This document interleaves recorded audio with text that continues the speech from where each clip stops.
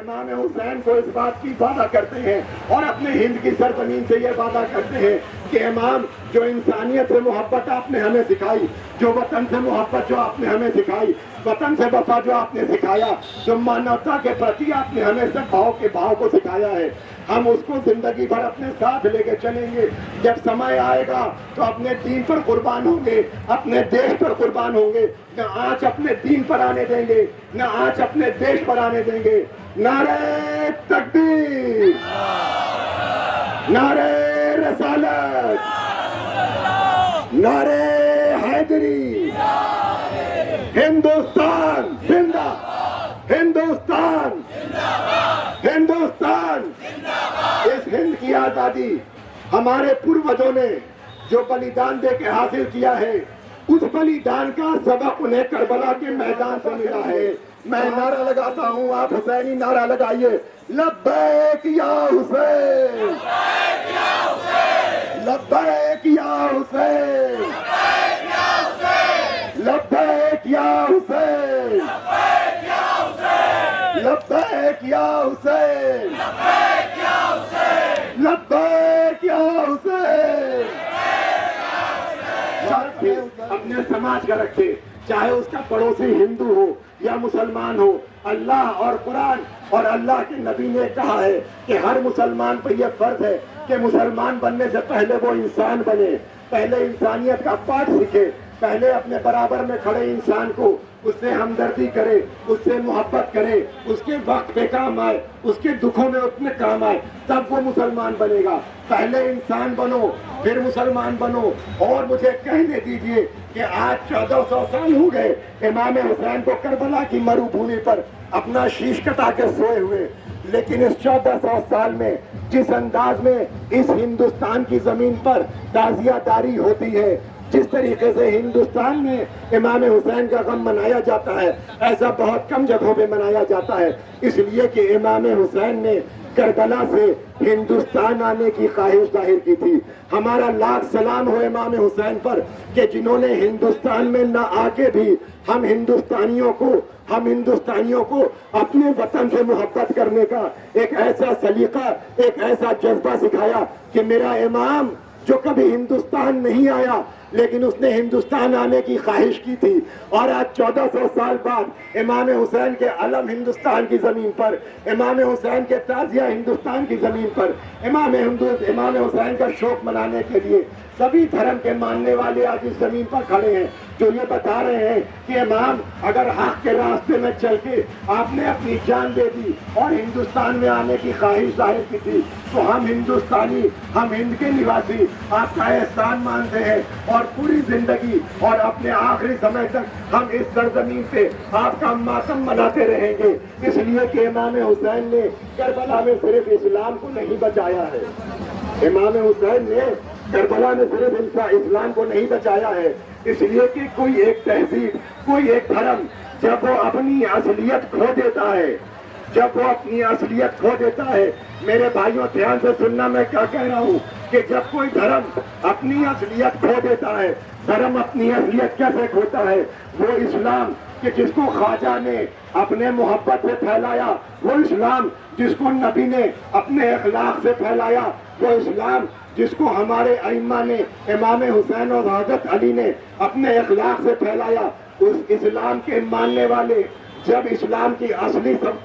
اصلی کتاب کو چھوڑ دیتے ہیں، اس اسلام کے اصلی پیغام کو چھوڑ دیتے ہیں اور بھٹک جاتے ہیں، گمراہ ہو جاتے ہیں، تو وہ اسلام کے نام کو بدنام کرتے ہیں۔ ٹھیک ویسے ہی آج اس ہندوستان میں جہاں ہزاروں اور لاکھوں سال سے ہمارے ہندو بھائی اپنے اتہاس میں اس چیز کا گواہ پیش کر رہے تھے کہ جیسی زمین ہندوستان کی ویسی زمین پوری دنیا میں نہیں، جیسے واسی ہندوستان کے ویسے واسی پورے دنیا کے نہیں، لیکن آج کچھ لوگوں نے آج ہندو دھرم کے نام پر لوگوں کو بہکانا شروع کر دیا ہے۔ وہ ہندو دھرم جو 250 لاکھ سال پرانا دھرم ہے، جس نے ہمیشہ محبت کا پاٹھ پڑھایا، جس نے ہمیشہ بھائی چارگی کا پاٹ پڑھایا، آج 50-60 سال میں اس ہندو دھرم کو بہکانے کے لیے کچھ لوگ اس دھرم کے بیچ سے ایسے کھڑے ہوئے کہ جو نہ ہندو ہیں نہ انسان ہیں، ٹھیک ویسے ہی کہ جیسے مسلمانوں کے گروہ میں کچھ مسلمانوں کا نقاب ڈال کے چہرے پہ آ گئے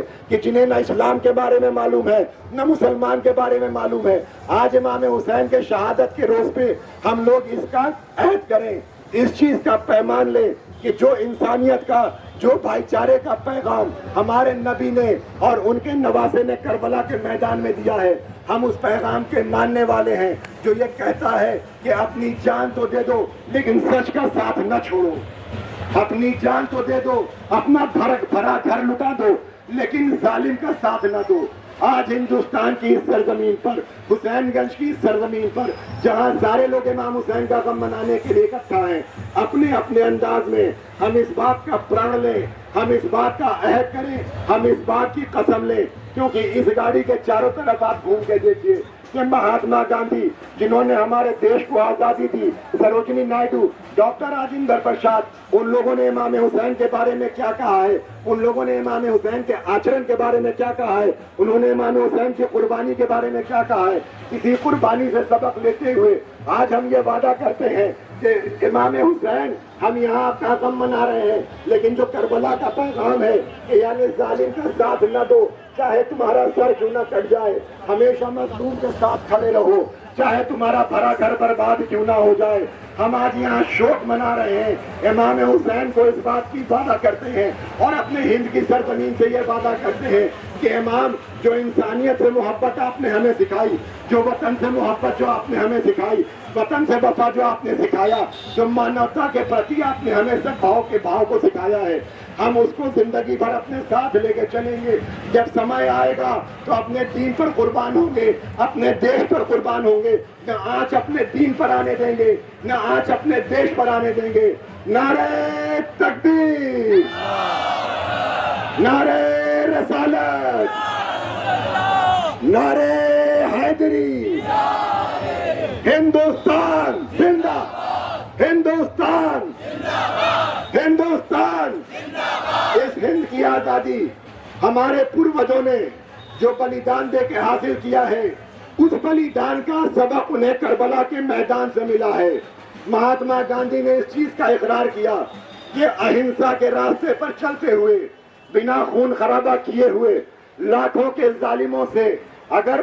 حکومت نکالی جا سکتی ہے بنا خون خرابے کے، تو یہ سبق میں نے امام حسین سے سیکھا۔ امام حسین نے کربلا کے میدان میں 72 لوگوں کے ساتھ، کیول 72 جو 3 دن کے بھوکے اور پیاسے تھے، جس میں چھوٹے چھوٹے بچے بھی تھے، 6 مہینے کا بچہ بھی تھا، 13 سال کا نوجوان بھی تھا۔ 3 دن کی بھوک اور پیاس کے بعد جب بات مانوتا کی بات آئی، جب بات اسلام کی آئی، جب بات انسانیت کی آئی، تو امام حسین ایک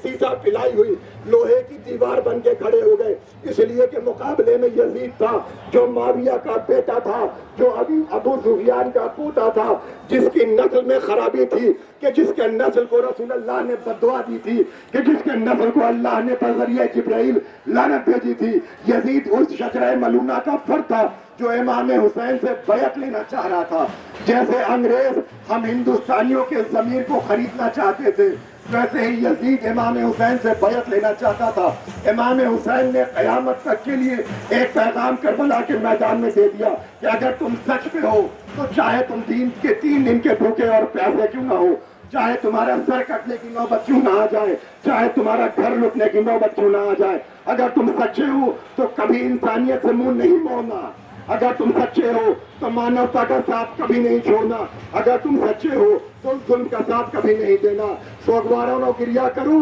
اس لیے کہ یہ وہ وقت ہے کہ جب امام حسین کربلا میں تمام قربانیوں کو پیش کرنے کے بعد یکو تنہا میدان کاذار میں ظالموں سے کلام کر رہے ہیں کہ اب بھی باز آ جاؤ، میں تمہیں معاف کر دوں گا۔ دشمنوں نے امام کو چاروں طرف سے گھیر لیا، امام پر حملے ہونے لگے۔ امام حسین جو رسول اللہ کے نواسے بھی تھے اور بیٹے کی حیثیت رکھتے تھے، घोड़े से जमीन पर आए, इस अंदाज में आए कि इमाम हुसैन का पूरा बदन तीरों से जख्मी था। इमाम करबला की जमीन पर गिरते हैं, मुसलमान के भेष में आए हुए यजीद और माविया के टुकड़ों पर पड़ने वाले, चेहरे पर इस्लाम का नकाब डाले हुए आते हैं, इमाम हुसैन के सर को तन से जुदा करते हैं, लोग के नेज़े पर बुलंद करते हैं। लेकिन वारे हक परस्त हुसैन कि जब तू तेरा सर कटा तो वो अल्लाह के सजदे में था, और जब सजदे से तेरा सर सेना पर उठा तो कुरान की तलावत करता हुआ उठा और ये आवाज देता हुआ उठा कि हर दौर में बातिल तुम्हारे मुकाबले में आएगा,